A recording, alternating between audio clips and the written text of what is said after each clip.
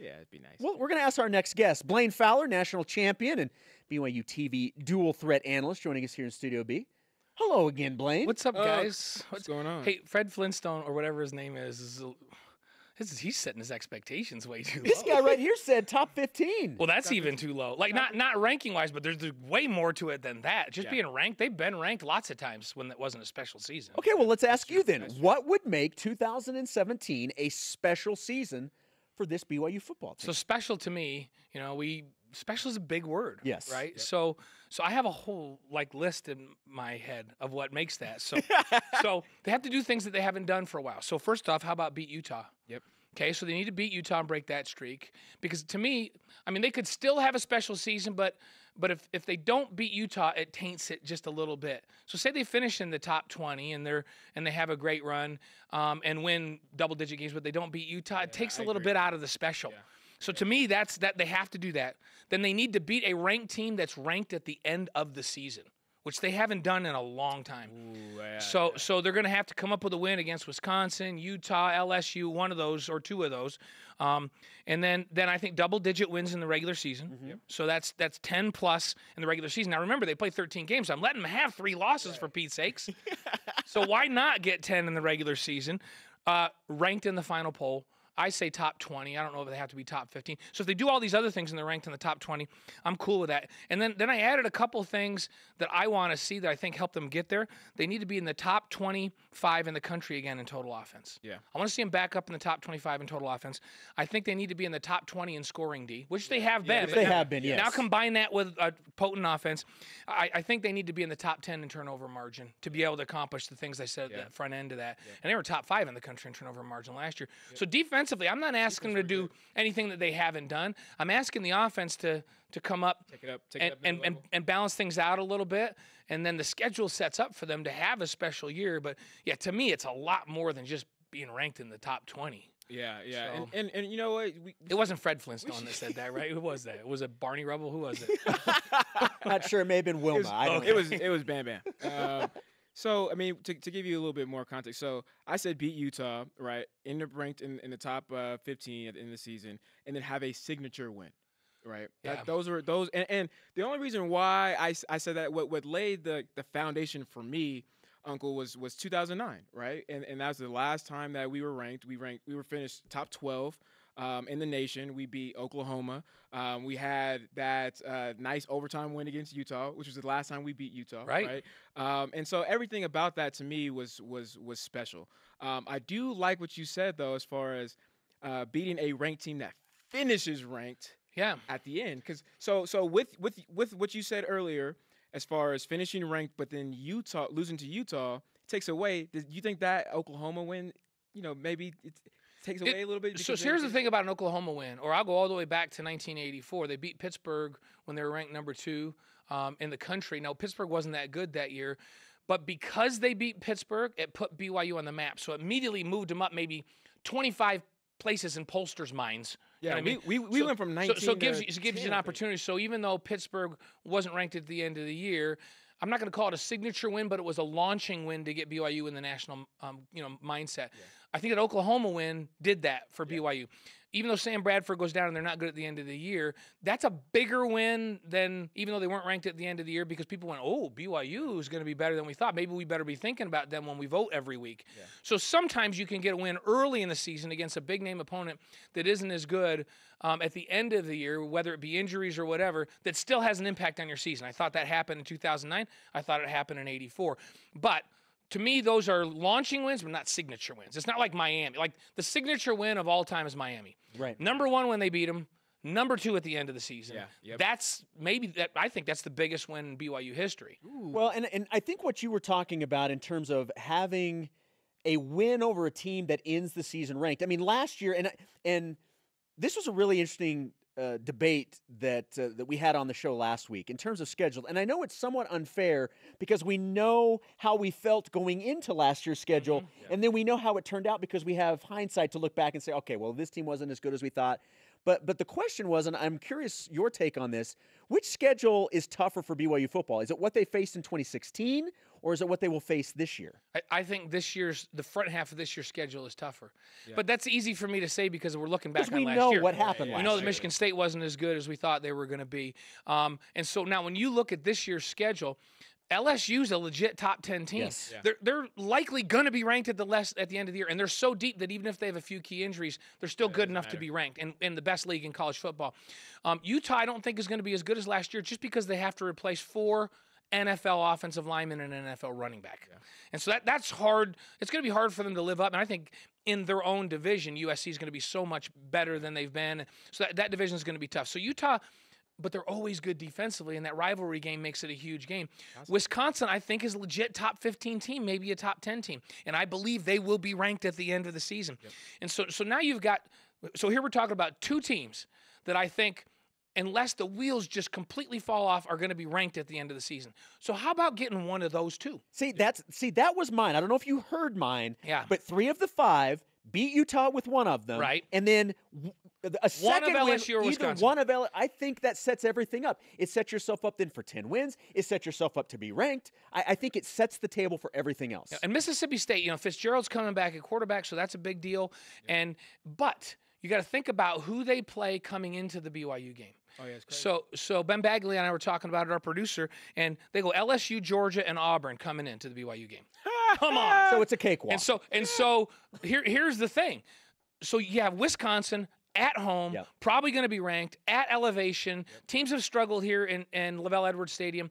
To me, that's the best shot. LSU with Geis coming back, who is probably the best running back in the country coming back, and if he's healthy when BYU plays him, and then in Houston, everybody's like, oh, that's a neutral site game. Sorry, folks. The number 1 team in terms of fan interest in Houston is the University of Texas. Funny, it's not the University of Houston. The number 2 team in terms of fan base is LSU in Houston. So this isn't going to be like Glendale, Arizona, where BYU has as many fans as U of A. Right. LSU's the home team in that game. Tremendous team speed all over the place, physical up front, and one of the best running backs in the country. That would be a marquee win for the ages if they beat them. But let's just say they don't get that. There's no reason they can't get Utah. They can't get Wisconsin at home. That's a tough one. Yes. But now we're talking about filling that criteria for a special season where that's a team that's likely going to be ranked at the end of the season. And that's a team that if BYU beats, people go, okay, we can forgive them if they lost against LSU on the road. But now they've beaten Utah and Wisconsin. Now you're ranked. Yep. Now you go get Boise State, another very, very difficult game. And then Mississippi State, that's not as crazy with what they have coming in. Maybe that's another big name win you get at a team that, well, whether they're ranked or not at the end of the season, I don't know, but they're going to be a winning team that's going to go to a bowl game. Now you're set up to get to the back half of the season where BYU shouldn't lose a game. Right, yeah. So I mean, we talk so much in the last month, 2 months about the Furious 5, right? But looking at the non-Furious 5 teams on this schedule, which do you think is the toughest? So it's one of 2 for me, and it's just because of road. Because big-time road, having to travel. So East Carolina always has good team speed and plays great defense. They haven't been good the last couple years, but that's a trip all the way to the East Coast. They're going to play a team with a chip on their shoulder that's going to want to show them something. And BYU is going to be on that back end of the schedule. How healthy are they going to be at that time? Yep. So East Carolina's a tough one because they'll match up with BYU and maybe probably have more team speed than BYU has. That's a tough one. I'd probably rank that one number 1. Even though they haven't been good, I rank that one. But 2 is at Hawaii at the end of the year. I hear people say that a lot. I've been in there personally. I've been in there personally against teams that on paper you go, this Hawaii team shouldn't match up with BYU at all. People over there still care. BYU's still a rivalry at the University of Hawaii. Not as much as it used to be. BYU hasn't been taking the player of the year from Hawaii away from them every year like they did during a period of time. But there's still a lot of folks that have interest in BYU in Hawaii. That's a rivalry game. That'll be the biggest attended game that UH has at home next season. And it's the end of the year. Yep. BYU may be nicked up a bit at the time, and Hawaii will play out of their minds in that game. I've played some close games over there against teams that shouldn't have been close to us, but that's always a good one. So that one scares me because the length of travel, the distractions of the beach, big time zone changes. And I don't know, is there a time on that game yet? Ooh. Because they used to like to start those games late at night. It says on the website 4 p.m. Hawaii time. Okay, so that's not as bad. Yeah. But because they used to try to schedule for 7 p.m. Hawaii time. So that's 11 or 12 o'clock. By halftime, you're going to the locker room, and the coaches come in and talk to people, and they're like, you know, they're all tired already. So 4 is not quite as bad. That should be an advantage to BYU. But it's a tough road trip. I've done it before. It's hard to focus. It's hard to concentrate. That would be my biggest struggle as a player is how do I not like get on this beach, especially the last game, right? I think it'd be a little bit different if it were, I don't know, like week 5 or week 4, but it's kind of like that like your senior year, right? Yeah. And it's like, this is my last final. Hey, I'm going to mark everything B. Lavelle used to say, yeah, exactly. Lavelle used to say, hey, I don't want anybody going over the beach and on and on and on. And we go, oh, yeah, coach. We won't do that. We're winking at him. We're not going to do that. Right. And then we go over to a place that we thought was a pretty remote beach, and there would be 15 of our teammates. You know, we got 300-pound guys going in that, whatever that thing is, the blowhole where you wait till the thing comes up, and then you go down in it, and you go under the rocks for 30 meters and out into the open ocean where you could kill yourself. Yeah, no thanks. Yeah. So that kind of crazy stuff. Coach says, don't go to the beach. Well, here's half my teammates at the beach. So it's a hard one to listen to. And then it depends on where BYU is at that time of the season. If they got a bunch on the line still, and they're double-digit wins, and they're ranked in the top 20, and there's big bowl implications, BYU's going to have absolute attention and focus.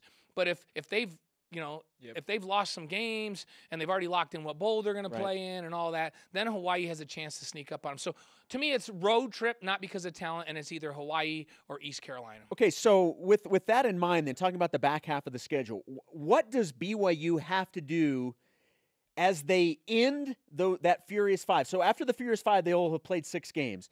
What do they have to do in that stretch in order to maintain relevance through the back half of the schedule where you're not playing the upper echelon teams? So 4-2 in the first half is my feeling. Yeah. So and a couple of quality wins. So if you're 4-2, that means that I'm giving them 2 losses. Who are those 2 losses to? Wisconsin, LSU and Wisconsin.